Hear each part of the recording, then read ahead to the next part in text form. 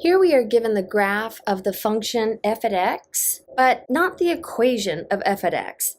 Using simply just the graph, the only given information, we're supposed to find the graph of g of x, which is a transformation of the f of x graph.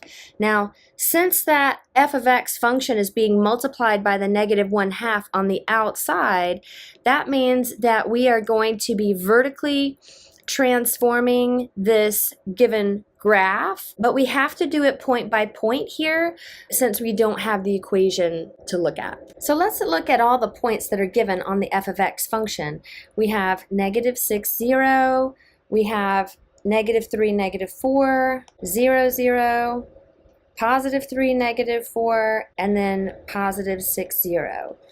And we know that if something is on the outside in a vertical transformation, we're going to manipulate the y values of the ordered pairs in a logical way. And so since we have a multiplier of -1/2 on the outside, that's exactly what we're going to do. We're going to multiply the y values by -1/2. Right? And that's going to give us the graph of the function that is -1/2 times f at x. In our first ordered pair, -6, 0, the -6 doesn't change, and the 0 is multiplied by -1/2, which is going to stay at 0. The x value doesn't change, the y value is multiplied by -1/2, so -4 times -1/2 is +2. The x value doesn't change, the y value is multiplied by -1/2, but that's still 0.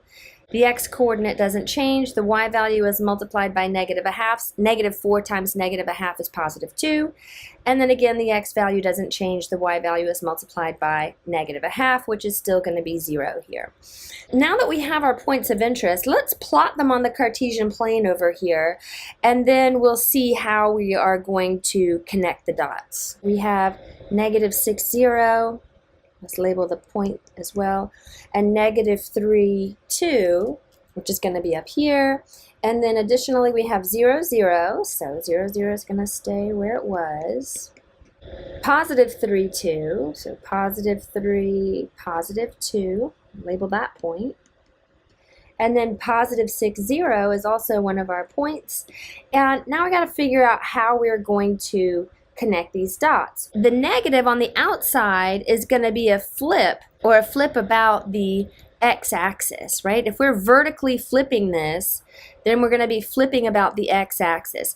Anything that is on the outside is going to translate to a vertical transformation, and a vertical flip is going to essentially be the same thing as flipping over the x. So this thing is going to be flipped over the x-axis.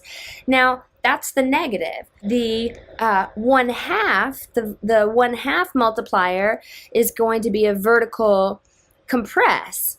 So we are vertically flipping it and vertically compressing it, which means that basically my W graph is going to turn into an M graph. So we're going to flip it down here and kind of compress it vertically as well.